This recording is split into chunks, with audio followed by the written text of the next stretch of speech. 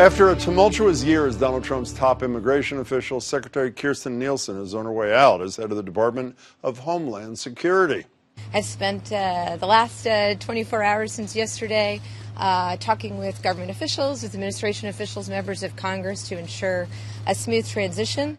She looks happy. She submitted her resignation, also known as being fired, yesterday, just days after traveling with Trump to the southern border, where migrants are crossing into the U.S. at the highest rates Border Patrol has seen in more than a decade. We don't have to solve other parts of immigration that also need to be solved. But right now, we have an emergency on our hands. We need to treat it as such. Trump reportedly asked for Nielsen's resignation after more than a year of questioning her leadership and her handling of his administration's most controversial immigration policies, including the zero-tolerance family separation program and Trump's proposal to limit asylum protections, policies she struggled to defend before Congress. You know how many young people are detained? Yes, ma'am. I don't have that number in front of me. We have all of the numbers. Would you provide that for me? Yes. Where in the asylum law does it say that when you present yourself at a port of entry, and by the way, when you're on U.S. soil, that you could be sent by an agent to another port of entry? Is it anywhere in the asylum law? What we're trying to do is process. It's not in there. The New York Times reports that Trump had recently asked Nielsen to, quote, close the ports of entry along the border and to stop accepting asylum seekers, which she found ineffective and inappropriate. Now, as the president continues to push these measures, Democrats in Congress are concerned about who comes next. If she wasn't extreme enough, it gives me real pause to think about who the president will be looking for to succeed her. So what is next on the migrant front? Well, matters only get worse. Joining me to discuss are Marion Davis. She's Director of Communications for the Massachusetts Immigrant and Refugee Advocacy Coalition. It's called MIRA. Good to see you again, Marion. And Hemanth Gundavaram, who's co-founder and co-director of the Immigrant Justice Clinic at Northeastern University. How did I do to get close? Yes, that was perfect. Yeah. So is this a low water mark? Has it been worse than that? I've talked to you a lot during this and your colleagues. Is this as bad as it gets today? I would not underestimate the Trump administration to come up with a way to go lower. Definitely, as several people have said, you know, Kirstjen Nielsen was fired because she wasn't horrible enough. So, well, they say tough enough, but you may say horrible enough. Yeah. But she was, you know, she was not willing to outright break the laws, or perhaps at least not as much as they wanted her to. She wasn't willing to shut down the border. These are the sorts of things that now they're going to try to find somebody who is willing to go as far as they want. So is it fair to say for the next couple of years, at least on the immigration front, that this is really about playing defense, putting out fires? It's not about dreaming about making progress on DACA or anything else. Is it or is it? I think we can make progress. I don't think that we should try to play on a different playing field because of this administration. Because I think that immigration on the Democratic side has become an issue that matters. I think when we were immigration advocates under Obama, we called him the deporter-in-chief, and I think a lot of Democrats and a lot of liberals really didn't care. And now I'm finding that people care about this issue. When you say people, you mean people in the House of Representatives? I mean, because there's still a Republican Senate, and there's still a president who fired Neilsen and who has the policy. So is your point that things can be initiated in the House, but they're not going anywhere else? Maybe not on the national level. I think on the local level, what you're seeing is states pushing back a little bit on protections for immigrants. Are you seeing progress there? I would agree with that. I think that states are making progress. But then the other thing is, I mean, you shouldn't count your chickens before they hatch, but there certainly is the hope that we're not going to have a two-term president here. And it is our hope that in 2021 we will have a new administration that is going to bring back some sanity. And at that point, it would be better if we weren't starting from a point of everything's on fire, but rather, okay, we have some ideas about what constructive, positive immigration policies would look like. I understand the hopefulness about 2020, but one, that's a long time for people fleeing places like Honduras, where we read in the New York Times this week, and some women are being accosted on the street and then skinned. I mean, it's almost too horrible to even say the words. But is it not fair to say that Trump's base, even though he hasn't delivered on virtually any of his immigration promises, that they're more intense about this than people who are compassionate are? I'm not so sure about that. I actually What's the evidence otherwise? We have seen poll after poll that show that support for immigration overall in the United States has increased because of the Trump administration. Because a lot of people, as you said, a lot of people were not watching what was going on, were not paying attention to immigration, and now that they've had to really reckon with the situation, they're horrified that we would be turning away people who are coming here seeking safety from horrible conditions. I used to, I used to believe that.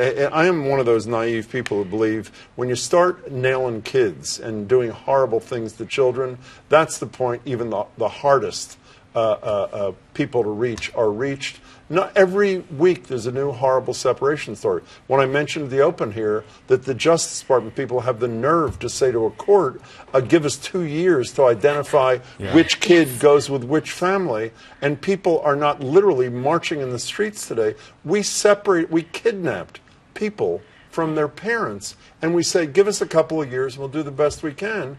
And where's the outrage? I mean, where is the outrage? Well, for what it's worth, that declaration came in court because they're being sued left and right. Yeah. And this is continuing to happen. There are fights going on every day. There are multiple lawsuits. And our hope is that this administration will be held back as much as possible by litigation until Congress and a new administration. Will they be held down? I mean, you're the lawyer. I'm sorry. A DACA may make its way to the Supreme Court.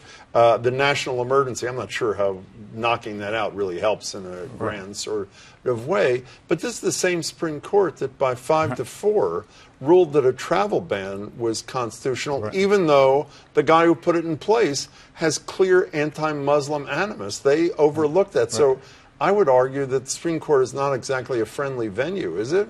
Well, not all these cases are going to go to the Supreme Court, and some of the federal courts, especially at the circuit court level, have done a lot. I think also the public outcry has mattered. I mean, on family separation, there was an executive order from the president, and I think that came from the public outcry about the separation. So I do think that people caring and showing how outraged they are does matter. When Donald Trump, I mean, here's a little piece. So when Trump gave a speech in Las Vegas on a Saturday, and he was talking about asylum seekers, and here's what the president had to say.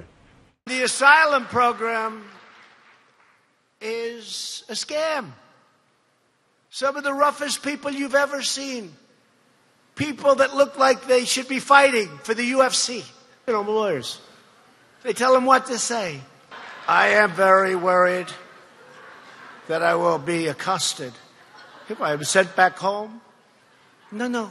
He'll do the accosting. And it wasn't that long ago he was referring to asylum seekers as animals, human beings as animals. And I think at least what I've learned from this Mueller episode is the Roy Cohn notion. You repeat the same thing over and over. It doesn't matter if it's true. And ultimately, enough of the public buys it. He's winning this issue too, isn't he? I don't think that more than half the public believes that. I think his base believes that, and that's somewhere around 30 to 35%. As someone who represents asylum seekers every single day, me and my students do this, and that's nothing like what he's talking about. It's really people fleeing danger. I think that this is, on one hand, what you're pointing to a very, very important issue, which is that I and people like me need to work very hard to make sure that people don't let this slip out of their consciousness. We need to keep making this a really big deal because it is very easy to just become exhausted by all the theatrics and all the lies and all the clownish things that the man says. But at the same time, this is very serious. And the United States is also, we're violating human rights on a daily basis. Well, can we talk about the grossest violation to me is the thing with the kids, which we talked about a minute ago.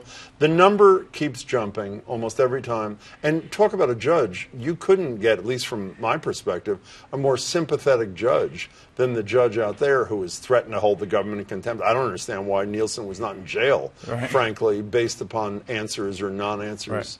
They got. So if that's a judge, and please correct me if I'm wrong, who couldn't be more supportive, couldn't be more intent on adhering to the law, which is good for human beings, why are we had such a hard time on that front where there seems to be probably more sympathy than on any other issue? I think on the child separation, I think the the administration right now is not following court orders, and I think that we're going to need lawyers who are going to go in and enforce the court orders. To say 2 years, some of those judges were saying get it done 3 months ago, and they're talking about 2 years from now. The Department of Justice months ago was saying the ACLU should go find. Right. I mean, it's so outrageous. It's outrageous. Why don't people go to jail? I mean, if a non-government person, litigant, treated the court like our government has treated the court, as in California, correct? Out in California, I assume they'd be held in contempt. Why hasn't that happened to government officials? I mean, I think it's just there's so many fires to put out right now. I think how many lawsuits can you file at a time? I think all of these organizations, this is why it's so important for all of us to be out there supporting these organizations, because they need to hire more attorneys. What's the most important mission you have the next week? Is it the defeat Trump thing? But you have to take care of people in the intervening year and a half. What are you doing? Well, right now for us, the top priority continues to be to pass the Safe Communities Act, which would provide some protections within Massachusetts for immigrants and really restore some sense of trust that our law enforcement is not being taken over by immigration enforcement. And Trump efforts to defund places that are so-called sanctuary cities have been unsuccessful for the most They've part, failed, correct? and they're going to continue to fail. So we're pretty confident that that's not a risk. And the biggest thing, though, is that we need to send a really strong message to immigrant communities, and not just to people who are undocumented, but to everybody, that despite all these attacks from the federal government, that Massachusetts actually recognizes the value of its immigrant population and is prepared to stand by them. Great. Hemanth, it's great to meet you. Thanks so much for being here, Marion. I really appreciate your time. Thanks so much.